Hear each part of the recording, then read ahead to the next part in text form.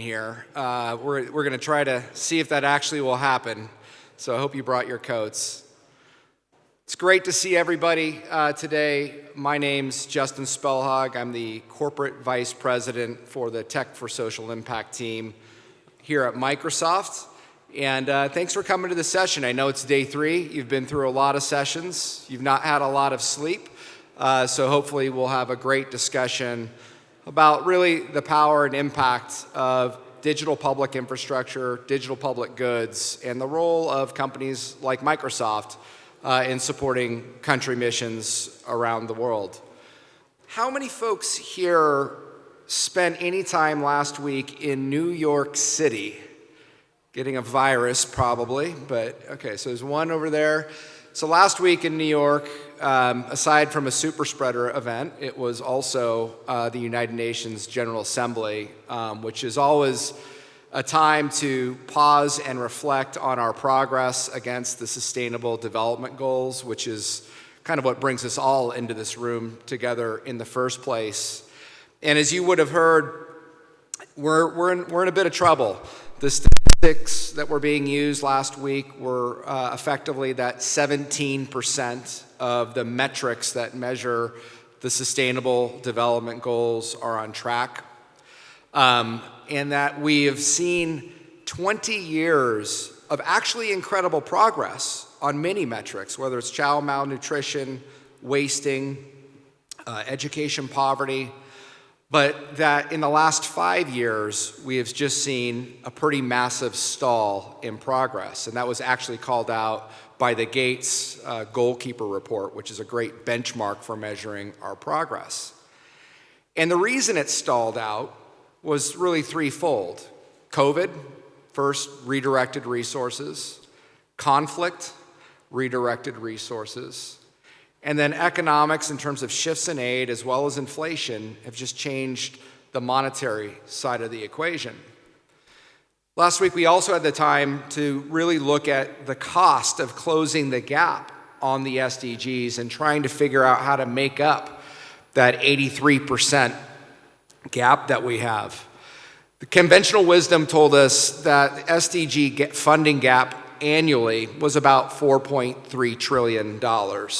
Now, global GDP is about $110 trillion today, 106 to 110. That was underestimated based on the recent work done by a number of organizations, a report published last week by Force for Good in partnership with the United Nations. That gap has been revised to now about $15 trillion per annum to bring the SDGs on track. It's driven by a few things: the full climate transition, the full equity transition, inflation, a number of things.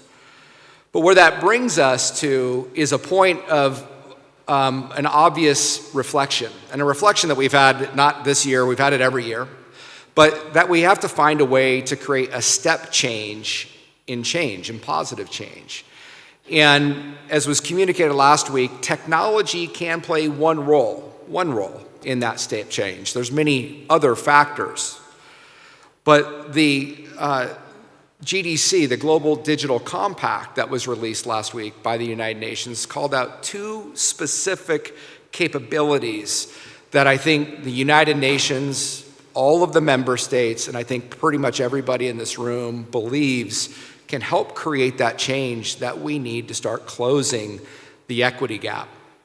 The first capability is obviously what brings us here today in Cairo, and that is digital public infrastructure and digital public goods that really have the ability to drive a quantum step forward in digital inclusion, in economic outcomes, in health, in education, and in livelihood through using a reusable population scale architecture pioneered by so many in this room, including the Estonia team, the teams in India and beyond, Brazil and beyond. The second core technology called out in the Global Digital Compact is artificial intelligence as a force multiplier for everything that we do, including digital public goods, to try to create a 10x, a 20x, or a 30x improvement in productivity, innovation, and economic outcomes. And we're seeing some of that in our piloting work. So today what we're going to spend our time on is figuring out how together we make this step change and what the role of digital public infrastructure, digital public goods will play, what the role that AI will play, and what the role is of companies like Microsoft in supporting missions at the country level and the teams in this room. That is the focus of our discussion. We will have, I think, let's see if we can move the slide forward. 3 key discussions. We're going to bring up somebody who is famous, infamous in this community, Dr. Pramod Varma, to really deliver our high-impact keynote, provide his thoughts. We'll then have Alex, our partners at KPMG, our partners at EY come up and talk about what our strategy is and how we're learning through this summit, through UNDP, how to shape Microsoft's strategy, how to shape EY and KPMG and other commercial partners' strategy to better support country needs. And then we're going to go into a panel and we're going to ask the tough questions. We're going to talk about cloud, we're going to talk about AI, but we're going to talk about data sovereignty and residency. We're going to talk about security.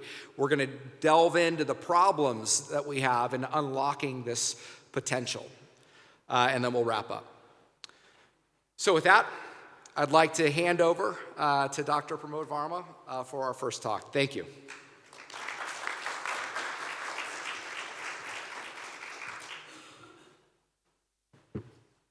Good morning, everyone. So it's actually a sad, it was the last day, I think. I don't think we had enough. We still have so many meetings left for people to catch up. 100 countries, it's amazing. It's just a brilliant place to be in. And this is so far from everywhere. You have nothing else to do but people connect and so on, right? So great discussion so far. But I think today is a very special panel. And this is a panel because a lot of confusion arises from the notion of private sector play into the DPI world, and on top of that, cloud play, because the computing, data storage, sovereignty, these questions sometimes get muddled, and it's not obvious to people that how do you muddle or unbundle these concerns and carefully tackle them to be able to actually get the best of both worlds. Because it's impossible, actually impossible, if everything has to be done by the government. And it's very hard. In Global South, we see this. We'll run out of money, we'll run out of capacity, we'll run out of resources for us to be able to scale at a population scale without appropriate private sector help. But of course, there are concerns. These concerns are really genuine. So I want us to recall again, the idea of DPI itself is not to solve everything. That's like a solution building thinking. That's not the idea. We actually talked about it first day and then talked about it yesterday. And I'm calling it like third day, repeating that again. Is that the idea of DPI is to create underlying general purpose infrastructure building blocks that by itself doesn't solve anything, but it allows the market and the government, both public and private sector innovators, to combine these Lego blocks or building blocks to create a wide array of solutions. And this comes from a very, very deep philosophical reasoning. And the reasoning is that future is unknown. We will never know the complexity of what's going to unravel in the future. Geopolitics issues, economic stability issues, growth issues, just people changing, leadership changing, all kinds of stuff going through the country, and then things like COVID and the war and everything else that goes on around us, which a lot of us have no control. If the future is unknown, what do you do today? As leaders, what will you do today to keep yourself optionality and enough options in your kitty to be able to readjust your future? And that's why the DPI thinking is very, very key. It's an optionality as a strategy. The strategy is to create options. Strategy is not to create solutions today. Because today's solution will not work in 2027 or 2030. And we don't know what 2030 look like. And when you don't know what 2030 look like, what are you going to do today? I think that's why the DPI thinking is absolutely essential for you to say create enough reusable building blocks with you, so that you have a hope. You have a hope and chance of reassembling newer solutions that is required for an unknown future.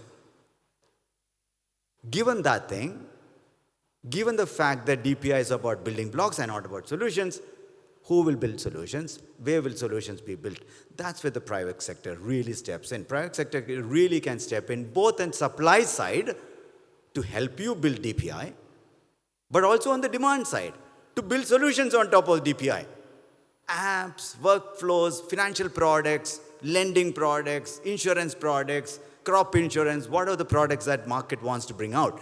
But they now have the ability to build these products faster, safer, and cheaper using these building blocks underlying. So that's part number one of my talk today. And the second part is that now comes the question, can DPIs themselves, of course, solutions can be deployed and built by anyone. We established that. But the DPIs themselves, can they be built by private sector for you? Sure, you can. As long as you have, as a government officer or as a public good, you're making sure vendor neutrality, you're making your technology neutrality through openness, open standards, open source. You use these as methods or means to make sure you're not getting trapped into a future that you can't undo yourself. Sure, it can be done. Plenty of examples that how you can design an open system, vendor neutral system, multi-cloud system, portable, open, but you can still choose one. Because you have portability and choice with you, so you choose one, right? So you choose a partner, choose a technology partner, you choose a system integrator, or consulting partner, and then you actually be able to design. This is the supply side of DPI. And the third part is deployment of DPI. Where do you run the DPI? And the DPI, the basic blocks itself, like identity as a DPI, or a payment infrastructure as a DPI, payment switch as a DPI, for example. Can you run it on a cloud? Why not? By the way, very less known fact, India's 2 or 3 of the largest DPIs, one on the education sector, one on digital credentialing called DigiLocker, which is used by 7 billion credentials, 300 million users, or 350 million users right now, all run on a cloud, public cloud, by the way. India's two DPIs run on a public cloud. But didn't we have data sovereignty concerns? Of course we had data sovereignty concerns. Didn't we have data security concerns and cyber security? Of course we had. We had to be idiots not to think about these things. But the idea that today's tools and technologies allow you to protect the network, protect the data, and protect and have backups to ensure that you are neither you are logged into a cloud, nor it means cloud data is publicly available. It's absolutely doable. It's been done at massive scale. So I want to make sure, as a chief architect of much of these systems, actual architecting and running operations, I can actually tell you that these are doable, provided design of the system, you carefully make sure that you have openness, network security controls, and data security controls fully designed in to make sure that you are neither locked in or not hostage to somebody else taking the data. But you can also have hybrid solutions. India runs another system, which is for another payment system, for example, we run on hybrid mode. So we have a domestic data center and a cloud data center, and we burst into the cloud when we need it. So transactions burst can happen on the cloud, data can remain, especially sensitive data, can actually remain on a private cloud. Sure, you can do combinations thereof. So there are possibilities of thinking through this really well. What I want to lay out today, and that's a discussion we are going to have, is that there are method to this madness. Okay, method to unraveling this openness, vendor neutrality, data sovereignty, network security. These are very carefully, you can peel the onion really well and then make choices that does not lock you in. And those choices, good thing about those choices, that if you make those choices, you can actually accelerate the journey. So do not hold back yourself trying to build entire thing yourself and take 5 years, 6 years to roll something out when you can actually roll things out in 6 months with great design in place. I'll open up for the rest of the panel discussion. Thank you so much.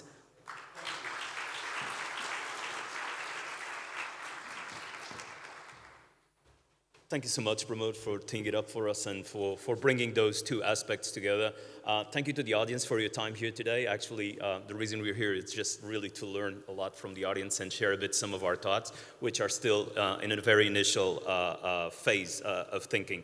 I think following a bit on what Dr. Pramod just shared, I think what we have been thinking is the role that private sector can play in bringing our strengths into play, but at the same time being conscious that opting by public sector and opting by a cloud journey into DPIs doesn't mean you need to actually trade off with some of these aspects, related with the openness, related with the portability, related with the sovereignty, and related with the security of your DPIs. I don't think those things are in opposition, although sometimes we listen to some aspects that seem to put them a bit in opposition. Let me share a bit where our journey starts and why are we interested in DPIs and why we're here today and why we have been in the conference and why we've been doing so many work with the UN. I think our journey starts kind of 7-8 years ago when we realized that between the work Microsoft, and it starts grounding in our mission, right? And our societal pillars and how Microsoft wants to create shared value for society through digital impact and not just economic value for shareholders. And when we started looking at this mission and we started to look at the elements that we had, we felt that between the commercial Microsoft that is pretty much focused on growth and profit and all the aspects that a private sector company needs to be focused on in order to thrive, and what we did as a pure philanthropic company and a branch of philanthropy and pure traditional philanthropy, there is a major gap in terms of how we could impact the world and live through this mission in an effective and scalable way.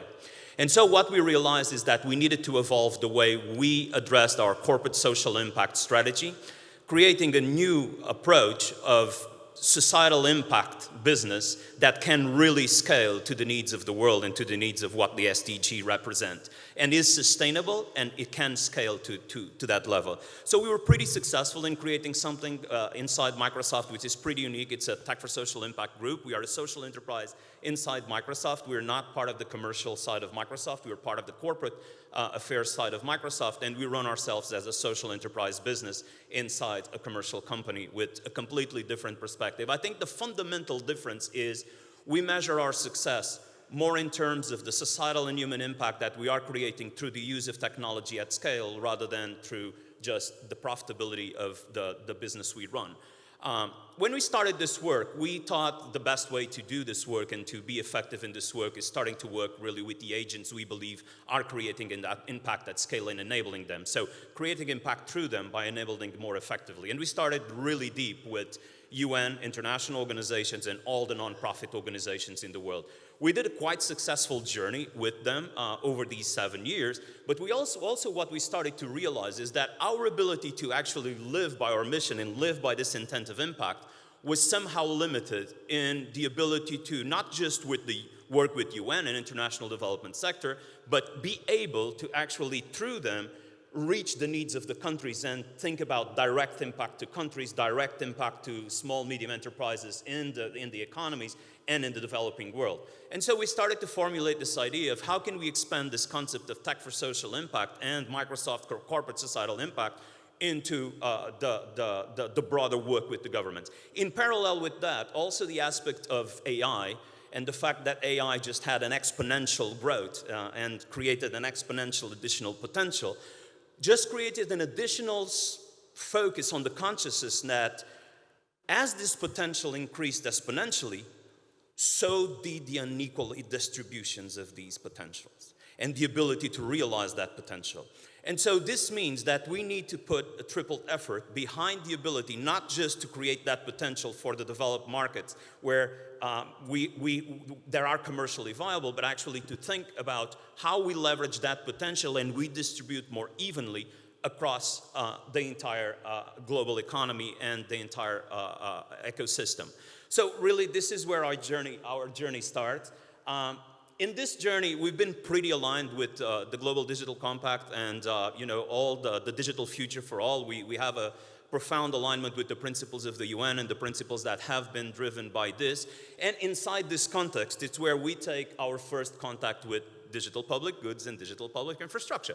And at the beginning, we had obviously just looked into it, and the first thing that comes to mind is, yes, this makes absolute sense. We see digital public goods and digital public infrastructure only as a great asset that can create value at scale, can accelerate impact for the countries, and can really make a difference on how countries and societies accelerate the distribution of digital value into that. But then the question becomes, what is the role that we as a company can play in this space? So you're fundamentally aligned with the principles, you believe in the principles, and you are a supporter, but can you do more than just advocacy and policy and being a supporter? And so we started thinking what role we could play in terms of DPIs and being more than just an advocate for DPIs. We want to be an active member of the DPI community and contribute in an impactful way to accelerate the deployment in DPIs. And when we look at our strengths, and we need to play based on our strengths, we're not here to replace we have enough DPIs and we have enough needs, and usually DPI deployment starts with the country. So the role we need to have is not so much of trying to compete or create alternatives to that, but rather to create an environment where those journeys can accelerate and can be more reliable and can be more secure. So the first element we believe is that the combination of DPI and cloud can be a powerful element to accelerate the deployment of DPIs. And it can accelerate because it makes it more fast, it makes it more cost effective, less dependent on large capital investments up front, but it also can be a journey that we learned with the nonprofit sector and with international organizations for safeguarding your digital assets in a much faster way.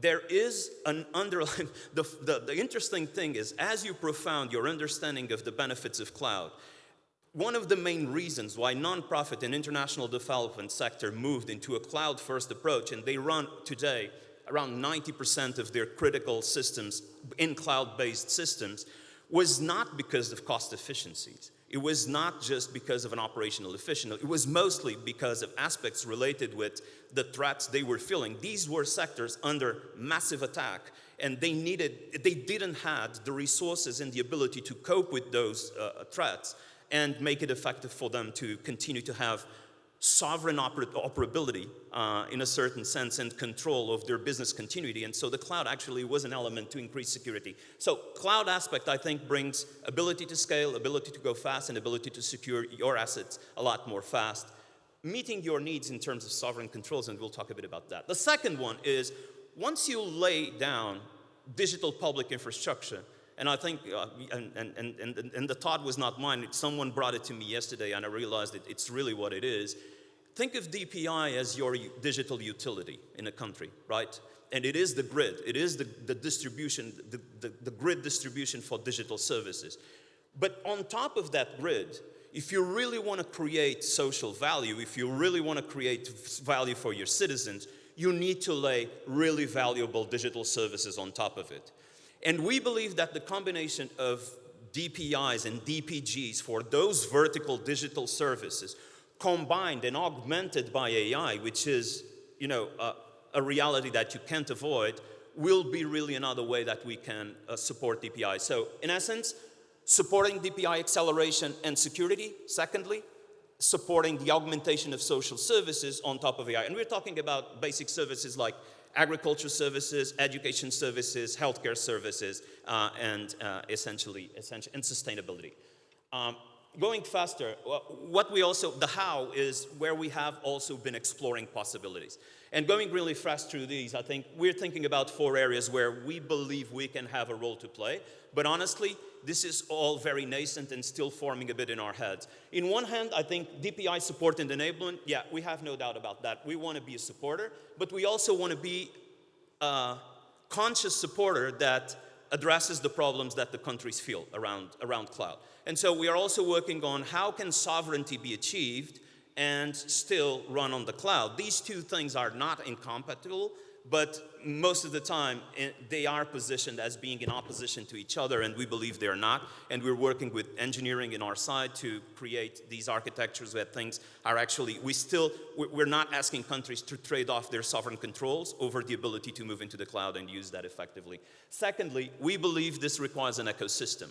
And one critical piece of the ecosystem, I think a fundamental piece of the ecosystem, is system integrators that can help countries accelerate. And so we started with working with KPMG and EY as the core partners for our strategy and helping us to frame how we're going to basically accelerate our journey through DPIs. The other one that we're also thinking is how we act as a DP. Can we contribute, like Pramod was saying, can we contribute to the DPI ecosystem and DPG ecosystem, not just as an enabler and a supporter, but can we also produce something into this ecosystem? And so we have actually some platforms that were fundamentally created for societal impact and for the creation of digital public good or digital public value that we believe can actually be evolved in a journey that will align with the DPG principles and turned into DPGs, open, portable, and completely adequate for this journey. But fundamentally, I think the place where we also want to play a role is cutting through all this complexity and landing on real use cases that turn all this narrative into reality. The truth is, we need bigger use cases. And we all look at India as a lighthouse of how this is possible, and that gives us hope that effectively. But we now have other countries also developing significant approaches into this. And I think where we are grounded today is our role is to identify a few of these initiatives that we believe can be really, really powerful in expanding the value of DPIs and go deep on those as a learning and evolution and growth platform for us in the DPI world. I want to finish here, and this gives you just our reflections today. They are not complete thoughts yet around what we will be doing in DPI, but they are directionally pointing towards where we see the strategic engagement we want to have with this world of DPI and DPGs. I would like now to welcome to the stage KPMG first and then EY to talk a bit about also how they have been on their side collaborating with governments, thinking about the use of the cloud, and how they are thinking about also on their role in promoting this ecosystem that we consider to be probably one of the most fundamental critical parts. Because in the end, someone will need to deploy and implement and support governments and support Microsoft and support the DPI producers on the deployment at country level. And that can only be achieved with strong partners who can actually accommodate those initial deployments in a very significant way. So I will start with Bridge. Bridge, thank you so much for being here, and the stage is yours. Thank you so much.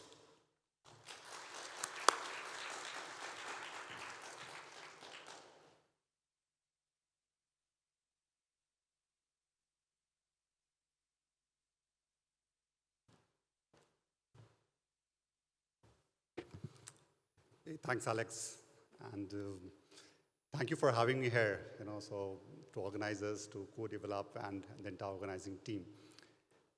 I'll not take much time, but just give you a glimpse on. In fact, there's some questions I was asked when I was doing rounds and by multiple partners on what something like a KPMG do, when this comes to this entire DPI landscape.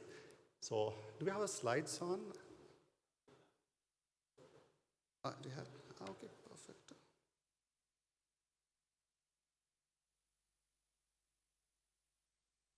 Okay, so I'll come to the demo, but before that, let me just give a very quick glimpse on what is something which KPMG is thinking, when it comes to a DPI adoption for countries. So some of you who do not know KPMG, so we are a network of professional services firm, more than 140 countries where we are present in. We have got significant African presence here, so we have got 29 plus offices in Africa, which serves all the 54 countries. So we are very much present next to you whenever you need that support. Now coming to the areas that we are actually looking at supporting, and we are already doing that in multiple ways and forms. So the very first one is that a role of a strategic consultants. Because at least what we have felt whenever we have gone into implementation of such DPI and advising governments on this DPI, the first thing comes to that, how do we start this journey? Because it will require, one, to create a very clear roadmap. So while there are solutions available, which is the right solution for a country to adopt? What is going to be the cost? And when you talk about cost, is not the upfront cost. It's the total cost of ownership over a period of time. And then comes to about what is the implementation approach. One thing which has worked for one country may not work for a country which has got a completely different kind of a landscape. So advising government on the approach that needs to be taken. So that's one area where we strongly support governments on. We also provide services once the DPI gets deployed. We spoke about Aadhaar. Currently, we support this entire Aadhaar ecosystem in securing all the transactions that they do, all the application, the infrastructure that they have. So that's the kind of support that we provide to the Aadhaar ecosystem. We have got a similar DPI called Bhashini, which talks about 22 official languages, or rather 22 scheduled languages that the country recognizes. And how do we ensure that this entire language barrier gets transcended? And that's equally applicable for Africa, and likewise other countries, where we speak multiple languages, and when we provide certain services, how do we ensure that services get provided in the language that we understand? So that's another area. The second, a very important role which we play, and which primarily what we are here for, was the role of a system integrator. Now, when a country looks at a solution, it does not look at a specific DPG. It has a problem which needs to get solved. And that may require DPG, which gets bolted on by additional solutions, two DPGs coming together and creating a DPI. So our role remains, how do we bring all of it together and then take that responsibility of making that run? And not only making it run, but operate, manage, doing a capacity building, and finally hand it over back to the country once we have ensured that there's a capacity to run that. So that's entire role of implementing that DPIs, again, is the one role that we play. As we speak, for example, one of the DPGs there, Digit, which is for automating municipal corporations. So we have implemented that for more than 166 municipal corporations within a province in India, and ensure that when an upgrade comes in, and that's a very important part of the DPGs, that's not about one-time implementation. The solution that you implement should also get upgraded. And when the upgraded version gets available, even that should be made available to the country. So that's the second role that we play. And the third one, which Pramod was speaking about, was about creating solutions. So once there is a DPG, you need to create solution on top of it. Can you further enhance it? Can you add more features to it? And then take it to your customers who have got a specific problem to solve. So here we'll give a quick demo on the work that we had done for AI Assistant. Now, this AI Assistant has been developed by Sunbird and has been supported by Xstep. And we took that solution, and then we looked at, okay, fine, what is something that our clients want? So the clients want, can we use alternate LLMs? So we have got several LLMs which is available, like OpenAI, but can we go and look at Mistral and Llama? Yes, we can. So we have connectors for that. Can we bring in APIs for different languages? We built in connectors for that. Then the question came in, can I bring in machine learning, and then machine vision to it? And we brought onto that, and then created a solution which solved a specific problem for a specific sector, but which keep on changing for sectors which come, so it can be done for education, healthcare, and you name it. But I'll just quickly give a quick glimpse on the solution, which is FarmPulse. Can you please run the video?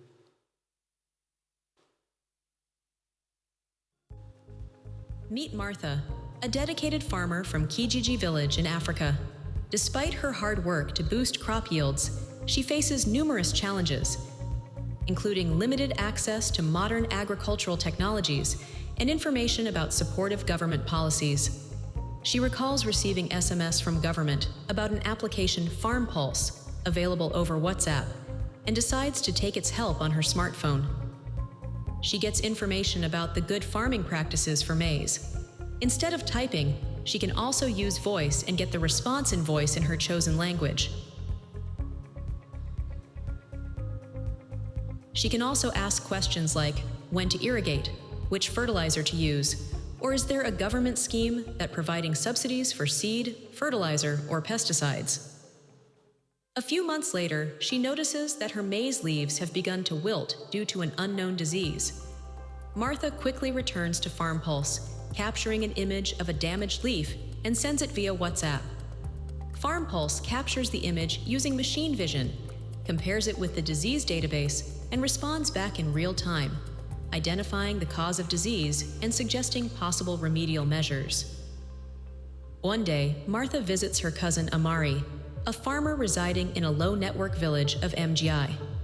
She shares her experience and urges him to try Farm Pulse. Given Amari is not comfortable with typing and would prefer calling instead, she explains, "You can call the number and describe your problem. They'll respond on the call and send you solution over SMS as well." Inspired, Amari calls to ask about improving soil fertility. He receives real-time help and valuable advice via text in his own language, Swahili. Farm Pulse empowers both Martha and Amari with information on treating pests and diseases. So thank you so much.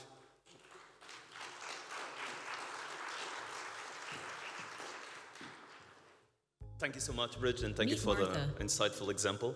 I would like now to welcome Raul from EY also to talk about the extensive work they have been doing in this space. And thank you so much for being here, Raul. Please, the stage is yours.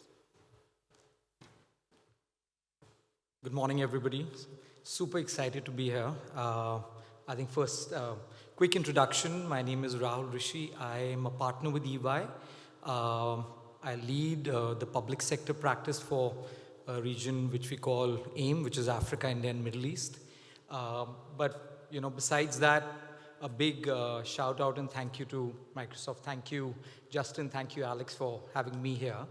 And I think even more excited because when EY started its journey, we had the privilege of sitting with the likes of Pramod and a lot of the members who are part of the CDPI team, and we are sitting on designing Aadhaar. So I think personally I got the opportunity to see some of the building blocks that we are calling, see through for the last decade and a half. And what was Aadhaar led to what is payments, led to, we're calling them health stack to agri stack. And I think, like it was said, we found the idea that we sat with gravitated to something which is a huge multiplier effect. I think keep going back to the agenda which Justin has said, I think the role of the private sector. I think obviously organizations like KPMG or EY, we have a role to play. But if I just step back, I think in each of the projects that we found ourselves working with, we saw a clear role where the private sector played right from incubation, creating the opportunity of bringing it to life, really become partners to see that digital public good or digital public infrastructure really be supported, be it from a capacity perspective, be it from adoption. And I think as we talk about in DPI, the hourglass model, both the demand and the supply side. In fact, it's been tested to scale. As I was just thinking about it, I think in India alone, we have more than 65 odd unicorns who actually leveraged the power of using some of the DPI building blocks to go. There were solutions like a bank loan in a minute. So the bankers absolutely took the verifiable credentials and you would go and you could actually apply on your mobile phone and get that as a service. So obviously the supply and the demand side from the private sector worked as a huge multiplier. And if I look at the role that a hyperscaler like Microsoft is going to play, we've seen, and as Pramod was mentioning, I think the fantastic scale to which it has to be scaled at speed with the agility, and of course, in today's day and age, the constant threat of a cyber attack means safely and securely. So I think there is a huge opportunity for the private sector, and it's been proven.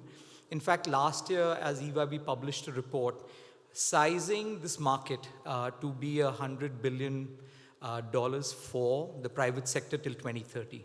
So I've been working in the public sector space for more than 2 decades now, and we feel, and as we walk the journey, that as ministries, departments looked at a far more siloed approach to working and executing their own digital strategy, DPI and DPG became a big game changer for them. And I've seen the biggest transformation happen with those building blocks coming through. So I think with that, I wouldn't want to take too much time. I understand there's a panel. But I think there is an opportunity in a playbook for the private sector to really leverage on this.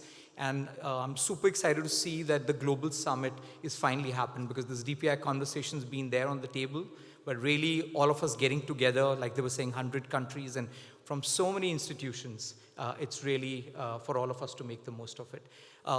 Since there was a video, I think I'll just close with that. The team which has been working on it from EY, I think while a large part of that thinking started with a smaller practice in a couple of countries, today I think we are clear advocates because of the real experience that we found ourselves with. We started off being consultants and advisors. I think we became believers. Now we are actually executing as system integrators with partners to bring some of these DPIs to play. So with that, I'll just request. Thanks.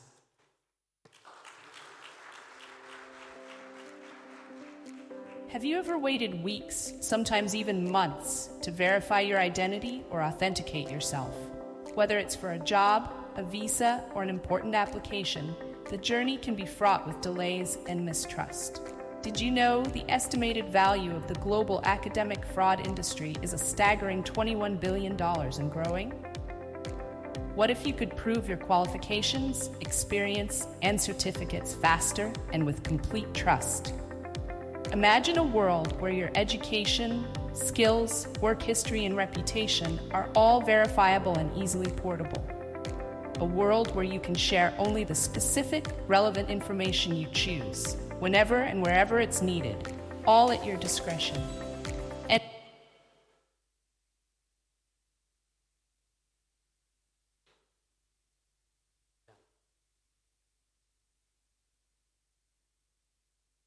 Talk about a glitch. Thank you so much.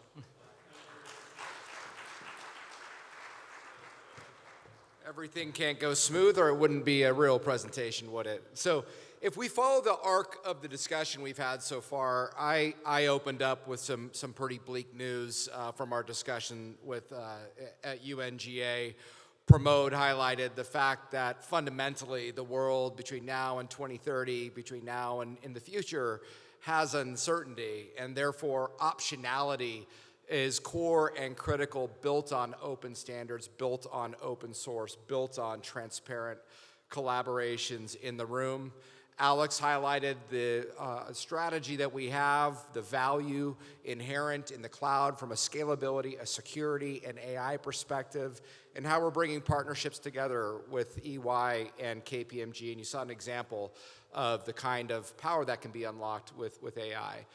Now we'll dig into some of the tougher issues, and we'll have some really, hopefully, frank conversation, and we'll open up some Q&A. If you're wondering how long we're going to run this to, because there's your next session, we'll take about 15 more minutes here, and then we'll be sure to adjourn.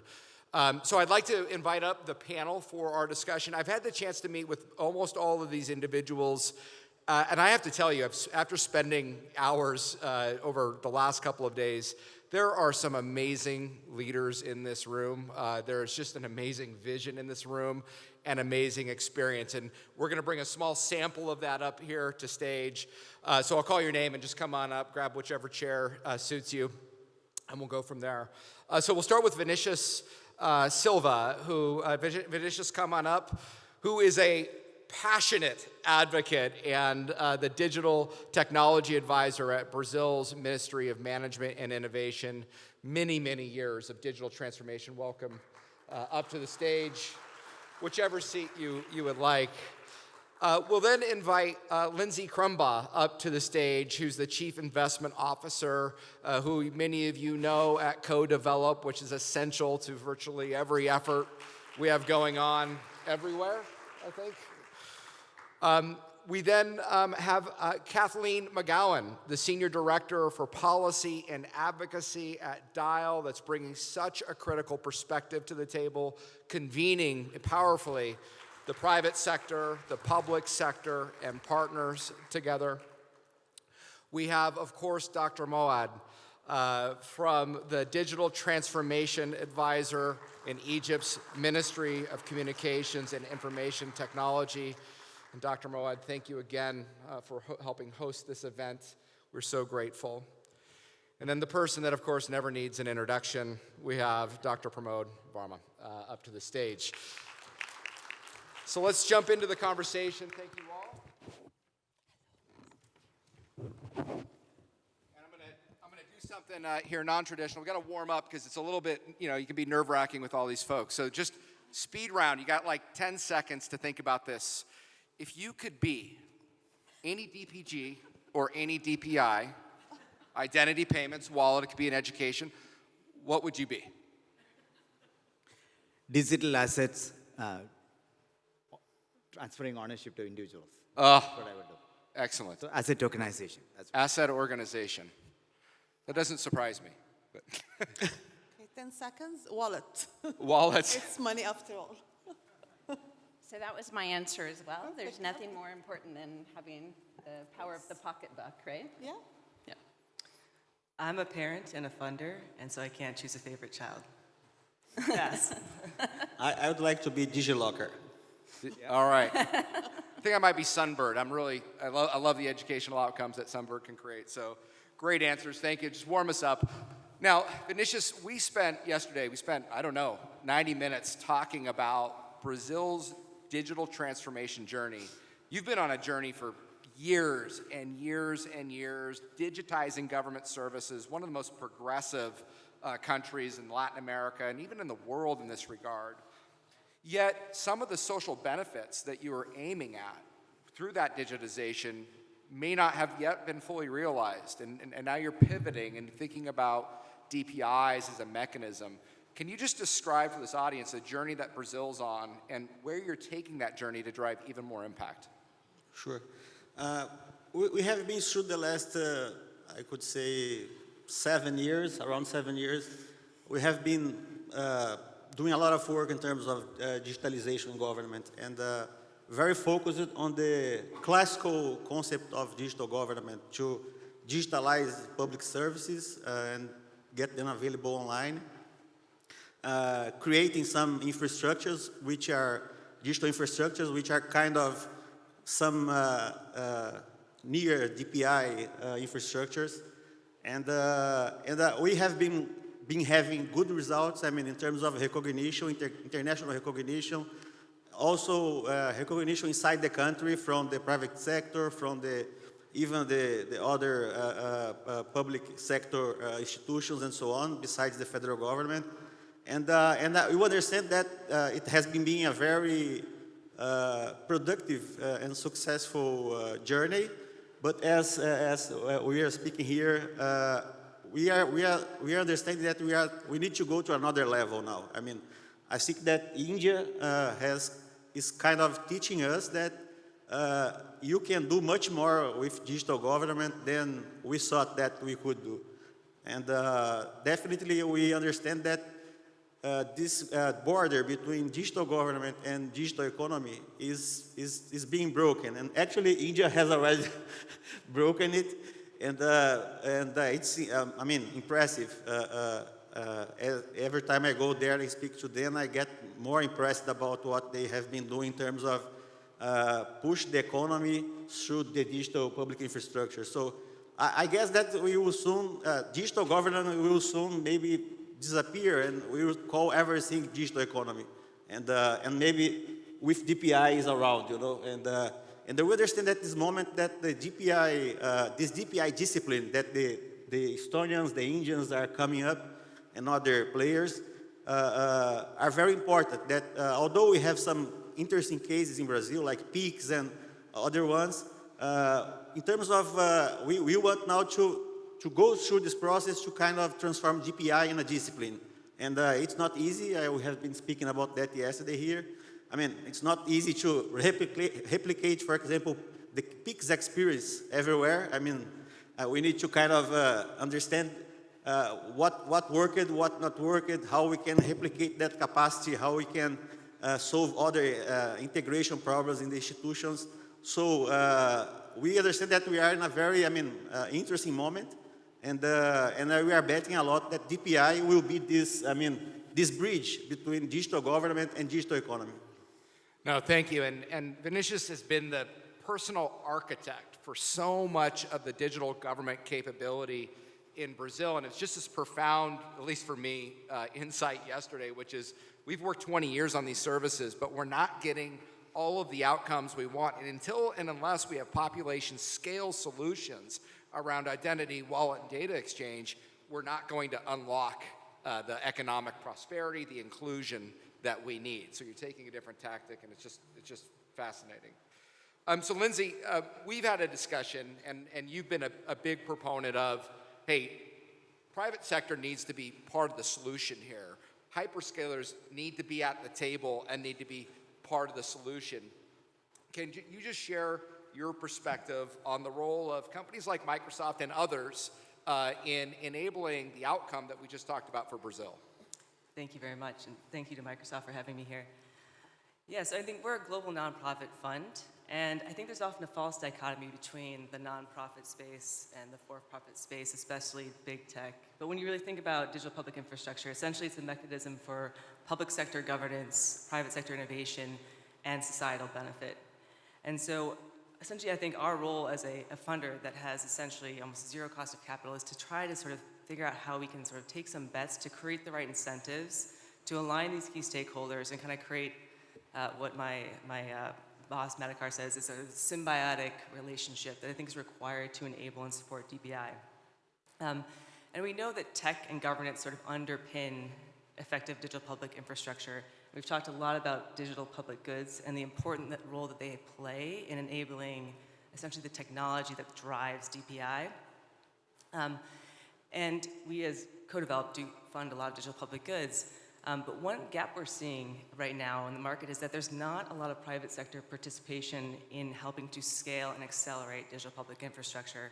And so we've heard from KPMG and EY, the role that system integrators can play in sort of taking this really tremendous open source, open standard technology that DPGs create, and thinking about how to package it in a way that creates a solution for governments. How to think about supporting essentially the scale across multiple countries at one time, so that we can think about how we can start to accelerate the kind of access, value, and benefits we see through DPI.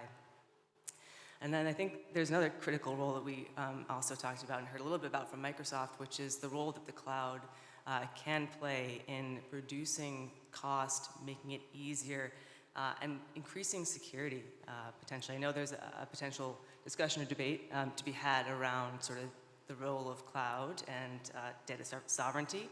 But we do see that there are some key benefits to working with cloud, and it can help accelerate scale. So I think on net, what we see with private sector participation is it has the potential to both simplify, accelerate, and scale the adoption of digital public infrastructure.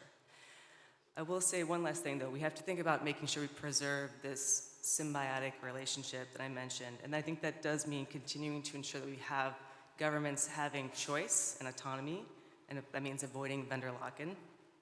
I think we need to think about how to ensure that everyone has kind of a share of the kind of value, I will say, and that means also digital public goods who are key contributors to the technology of DPI, and thinking about how to create sustainable models for each of the actors in the value chain. And lastly, I think we need to make sure that we don't curtail the private sector innovation that we know is possible through this relationship. Thank you. No, that's super helpful. And the comment that just rings in my ears from the last couple of days is DPIs as the public rails for private innovation as well, right? And needing to bring together civil society, governments, private sector into a collaboration that enables sustainable and inclusive economic growth is really, I think, the core alchemy that we have to work out as part of this overall movement together. So, Kay, we gave you the hardest question on the panel, just to be clear. I noticed. Okay. So we just talked about the value of the cloud. I think Pramod did a great job talking about both optionality, but also the acceleration that cloud can provide. Yet, what's the truth? The truth is, most of the implementations around the world are not on the cloud. Because there's a perceived trade-off that we need to not do it on the cloud so that we can maintain sovereignty, so that we can maintain control, so that we can maintain security. Yet, we know that being on the cloud can actually provide more control, more security, and still sovereignty. So can you talk a little bit about the trade-offs here and how those in the audience that are thinking about the cloud, thinking about their on-prem implementations, should be weighing these options? And I think, as Pramod said, one size doesn't fit all, right? But how do they think through weighing these different options a little bit?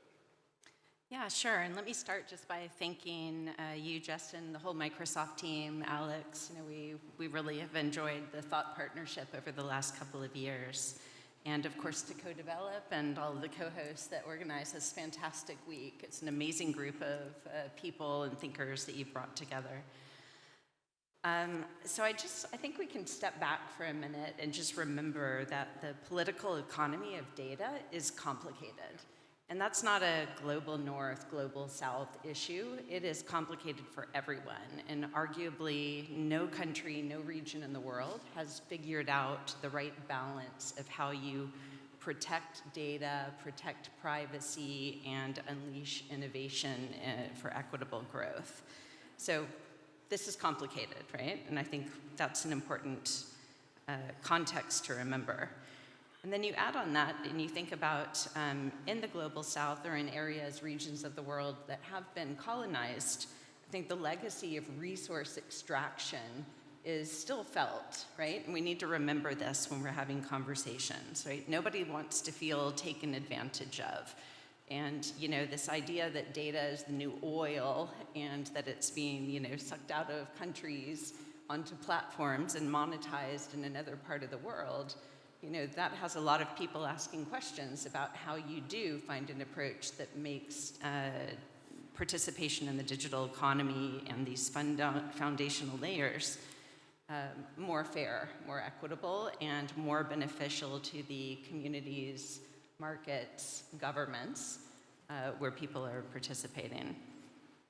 And so I would say a couple of things that we've noticed. I mean, I love Pramod's point about, you know, data is not all equal in terms of its sensitivity, right? You don't need the same level of assurances for some types of data that you might need for something that has, you know, national security implications or real privacy implications. And so I think it's important to, you know, stop thinking about this as a choice between cloud and on-premises and think more about the hybrid option that Pramod mentioned. Secondly, I think the recent move to invest in data centers in the continent is a very encouraging sign, right? I know Microsoft has a big investment with G42 and the government of Kenya. And so creating an East African data center, I think, opens up a lot of possibilities for people, you know, for governments maybe to think about, okay, it doesn't have to be exactly within our sovereign territory, but it's within our regional economic community and with trusted partners, and maybe we can find some economies of scale by sharing more on a regional basis. And then I would say, too, one thing that we are continuing to hear is concerns and questions over the transparency of pricing of cloud, right? When we're talking about the DPI approach to services, we all are hearing over and over again, we're aiming for population scale, right? And so if you can't figure out, reading the licensing agreements, what your investment in cloud is going to cost, when you do get to that population scale, I think you're always going to have some hesitancy. You're nodding your head. Yeah, good. And related to that too, and this was touched on a little bit, I think, by you, Justin, that this, the funders and the partners of governments that are really investing in DPI right now need to think about this financing as well, because with a move to the cloud, you do think about the need to smooth out funding, right? So less of the big CapEx, more of thinking about the longer term OpEx. And frankly, having been a funder myself for many years, that is not how we're set up. We want, we want something big and new and an investment that we can point to, and then not to have to think about it again, right? Yeah. So that's going to take a real shift. And then I would just close by saying that at the Digital Impact Alliance, where I work, we are fervent believers in the power of peer learning. Because at the end of the day, a technology service provider convincing working with a government is always going to be selling something, no matter how wonderful the intent is, right? And so what we've found is that the opportunity for policymakers, decision makers to be able to sit down, share experiences regularly, learn from each other, and sort of work through some of these thorny questions, and then with the opportunity to bring in kind of neutral expertise to inform those conversations is really powerful in terms of following Nandan's advice, which is to not outsource your thinking. Yeah. No, I love what you said. I think I appreciate the complexity and the deep-rooted nature of this question, in fact. It's not a superficial question. It's actually a very deep question, and I appreciate yours and Pramod's thinking about, hey, maybe getting started. It's a hybrid approach. You segment your scenarios. And there are new tools coming online, like the G42 investment, like confidential compute with end-to-end encryption investment. And I also appreciate the point of it's on us. The onus is on us and Microsoft to provide predictable, affordable pricing so that you're able to manage this and keep the conversation open on how we move from a CapEx to an OpEx model and learn together. And there needs to be transparency through that entire process. So I couldn't agree more. Pramod, we've been talking about the virtues and the potential of AI here to be a force multiplier. When you think about a couple of key scenarios where maybe you're most hopeful that AI can play an effective role, what's top of the list for you right now? Yes, AI is, we are looking at AI for societal change. And when we look at AI, we've categorized into few significant societal benefits that we see from AI. One, access. And you'd be surprised, even with great success of many of the DPIs in India, 500 million people at best are actually transacting today. Everybody watches YouTube, of course, but nobody can transact. That's because access to information, access to knowledge, access to environments, I can fill the form, make a decision about an insurance that I need or things that I need. All access is actually broken. It's quite a barrier for the remaining 700 million people still remaining. Okay, we have 1.4 billion, maybe even more, 800 million people still left to be brought into the transaction economy. And if Nandan talked about formalization as the biggest benefits of DPI, when you formalize the society and bring much of the middle class, or including lower middle class, below that may be very hard, to bring into a formal economy, they should be able to interact, decide, access product, services, knowledge, and actually go through their decision-making process. And that's really broken. And that's where we are investing in language. So AI and language, generative AI language, is such a boon. I can tell you, it's just crazy how much you can make access to knowledge easier for the next billion people by crossing the language barrier and interaction barrier from keyboard, which is geekish, to touch, which is somewhat human, to voice. India is betting big on voice, by the way. And we believe voice will be the most human form of interacting with a computer in the future. And in your own mother tongue. So I should be able to just say, yeah, I just pay my driver or send money to my mom. I should be able to just say what I normally say in code mixed, multi-language, multi-language mixing we all do. To make that happen, there is no other form but AI. AI is that barrier crossing. The second is productivity. And we talk about lack of capacity and we keep saying, countries don't have capacity, countries don't. We will never have the capacity. It's a weird notion that we can actually put a lot of people in a training room. The lack of capacity can be actually bridged through a better tooling. So that means the same smaller set of people can actually do much higher productive. So productivity is another area that we must focus. A small team of 10, 50 people should be able to manage the whole system.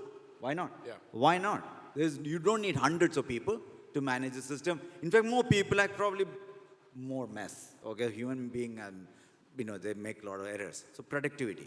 And the third is efficiency. In Aadhaar, for example, identity system, 2 years ago, we used AI to manage the entire documentation process. And government folks will know how much paperwork and documents we collect. Okay, for everything we ask more paperwork, right? So just love it, love paper, love documents and attachments and everything else. These are all just piled up. And to process them, we throw humans at the workflow. Today with AI, you can really exceptionally accurately process documents, automatically digitize it, look at decision making, then maybe have a maker-checker flow for humans to finally okay or not okay. That means you can do 100x more productivity.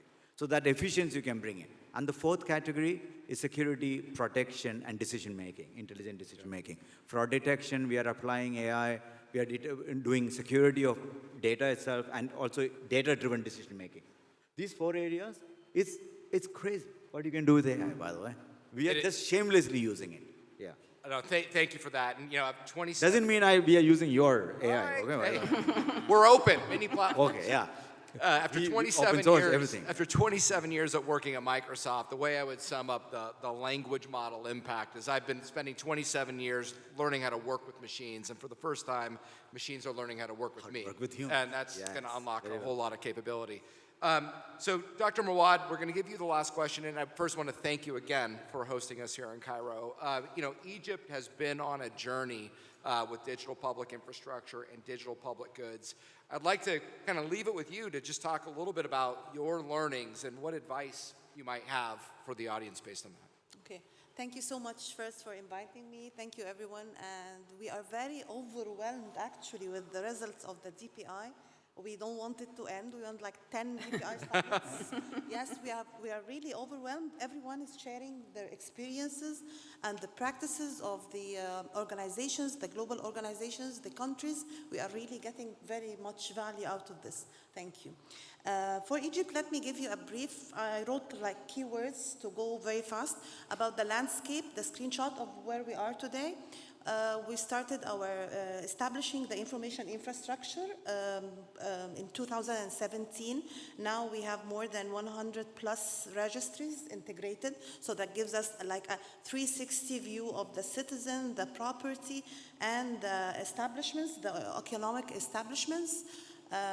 Moreover, over this, we have exerted a lot of efforts in the connectivity and trying to include the rural areas also, so that we have an infrastructure that we can build on. In a country like Egypt with like more than 120 population plus more, and the 1 million kilometers, I don't want to compare with India or China, but for the rest of the world, this is a big country. Infrastructure is a big challenge. And really, we cannot do this on our own. We need a lot of involvement and engagement from the private sector and investment in the infrastructure, actually. Then after that, the connectivity and the infrastructure, we have the GovStack engagement, where Egypt launched the engagement in 2022.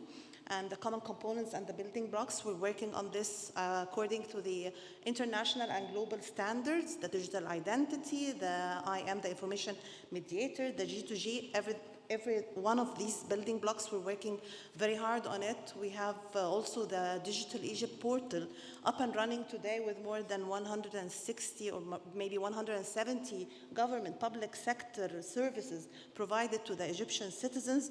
And the transactions are tremendous, of course, because of the number of registered citizens. I will talk only about one service for the food supply. We calculated from the dashboards at one day, more than 70% of the transactions were online. So that's like a KPI of success and achievement for Digital Egypt, the platform I mean. On the institutionalization level, we established the DTUs. This is the digital transformation units inside every and each government entity to have a decentralized management for the digital transformation. Also, of course, the Supreme Council for Digital Society, where we have committees for every venue and aspect of the digital transformation. The GovTech Innovation Lab, which I consider it my baby, we had this in cooperation with GIZ, where we have this lab to act like an accelerator for startups, so that we are working with the multinationals, name it, Microsoft, IBM, AWS. I don't want to forget someone, but all of them, yeah, especially in a session with Microsoft. So, and on the local level, the SMEs, we have more than 70 plus working with us in the digital transformation. And now it's time to have the startups with us as well to ensure the sustainability and the inclusion of everyone. So in this lab, we work on the GovTech industry, where we help them to develop the applications like the super app, applications on the mobile, and to integrate the citizens as well to work on the e-participation index on a parallel direction, and have the government entities involved since the design of the service itself. So I think I have covered like most of the digital transformation journey of Egypt, and we have a lot to talk about, and the message is Microsoft, we need to talk. Okay?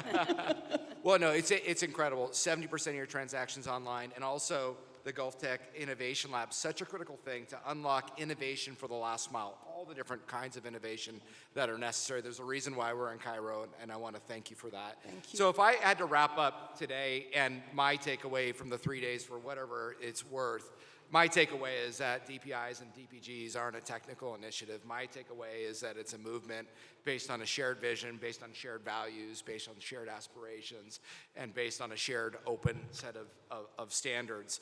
It will take, as I think we've just talked about, all of us to do it. It will take government, civil society, private sector coming together in collaborative ways, just like we're doing here, to find ways to accelerate countries, Dr. Pramod, as you highlighted, which is what we need to be doing. And hopefully you heard from EY, you heard from KPMG, you heard from Microsoft. We're all in as part of the movement and look forward to collaborating with each and every one of you. But thanks to my panel.